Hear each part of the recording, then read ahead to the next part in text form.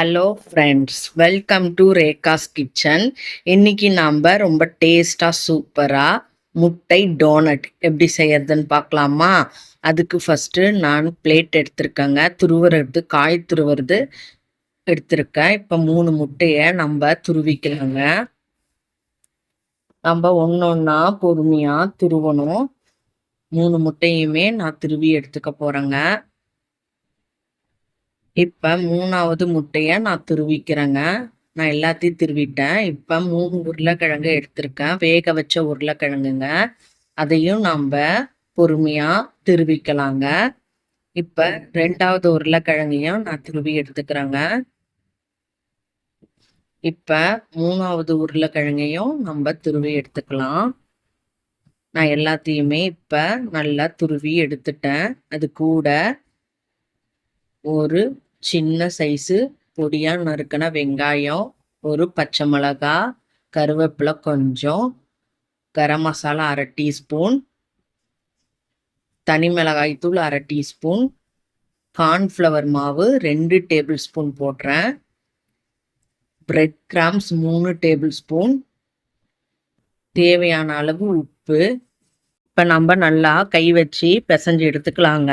நம்ம போட்ட மசாலாவெல்லாம் எல்லா பக்கமும் பரவுற மாதிரி நம்ம நல்லா பிசைஞ்சு எடுத்து வச்சுக்கணுங்க. இப்போ ரெடியாக இருக்குது. நான் ஒரு பவுல் எடுத்திருக்கேன். அதில் 2 டேபிள் ஸ்பூன் மைதா மாவு எடுத்திருக்கேன். தேவையான அளவு தண்ணி ஊற்றி நம்ம பேஸ்ட்டாக கரைச்சிக்கலாங்க. இந்த அளவுக்கு இருக்கணும் பேஸ்ட்டு. இப்போ ரெடியாக இருக்குங்க. நான் பிரெட் கிராம்ஸும் ரெடி பண்ணி எடுத்து வச்சுருக்கேன். இப்போ நம்ம ரெடி பண்ண முட்டை கலவையை கொஞ்சமாக ஒரு பால்ஸ் மாரி எடுத்து நம்ம கையில் உருட்டிக்கலாங்க. இந்த அளவுக்கு உருட்டிட்டு ப்ரெஸ் பண்ணி நடுவில் ஒரு ஹோல்ஸ் போட்டிங்கன்னா முட்டை டோனட் ரெடி ஆகிடுங்க.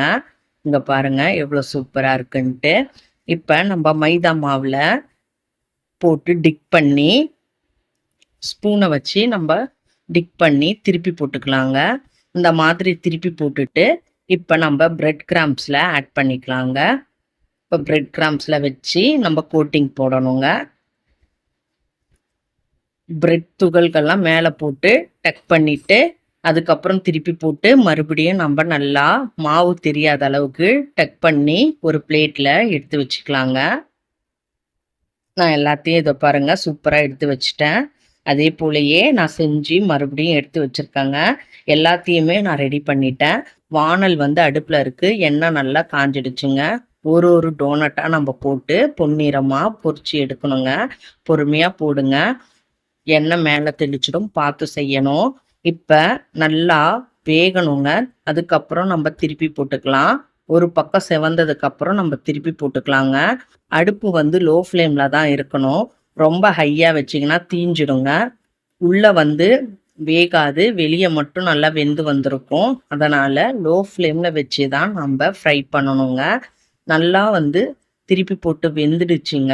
இந்த அளவுக்கு கோல்டன் ப்ரௌன் கலர் வரணும். வந்ததுக்கப்புறம் நம்ம ஒரு பிளேட்டில் மாற்றி வச்சுக்கலாங்க. அதே போல் நான் எண்ணெயில் இருக்கிறதையும் நான் எடுத்து ஒரு பிளேட்டில் வச்சுக்கிட்டேன். இப்போ அடுத்த பேட்சையும் நான் போட்டு எடுக்க போகிறேங்க. எண்ணெயில் போட்டு நான் பொறுமையாக எண்ணெயில் போட்டு எடுக்க போகிறேன். அதே போல் பொறுமையாக தான் நம்ம வேக வைக்கணும். மறுபடியும் நம்ம திருப்பி போட்டுக்கலாங்க. ஒரு பக்கம் செவந்துடுச்சு, மறுபக்கமும் நல்லா வெந்து வரணும். இப்போ நல்லா வெந்துடுச்சுங்க. நான் எடுத்துக்கிறேன். நான் எடுத்துட்டேன் பாருங்க. அதே போலயே 2வதும் நான் எடுத்துட்டேன். அவ்வளோதான். நம்ம இப்போ ஒரு பிளேட்டில் வச்சுக்கலாங்க. எவ்வளோ சூப்பராக இருக்குது பார்த்தீங்களா? நல்லா கிறிஸ்பியாக டேஸ்ட்டாக சூப்பராக இருக்குங்க. இப்போ நம்ம ஒரு பிளேட்டில் மாற்றி வச்சுக்கலாம். நான் எல்லாத்தையுமே ஒன்று ஒன்றா நான் எடுத்து வைக்கிறேங்க. பாருங்கள் எவ்வளோ சூப்பராக நம்மளோட எக் டோனட் ரெடி ஆயிடுச்சுங்க. கிட்ஸுக்கு ஈவினிங் ஸ்நாக்ஸாக நீங்கள் செஞ்சு கொடுக்கலாம். அவங்க ரொம்ப விரும்பி சாப்பிடுவாங்க. இந்த வீடியோ உங்களுக்கு பிடிச்சிருந்தா லைக் பண்ணுங்கள், ஷேர் பண்ணுங்கள், கமெண்ட் பண்ணுங்கள். மறக்காமல் நம்ம சேனலை சப்ஸ்கிரைப் பண்ணுங்கள். தேங்க்யூ.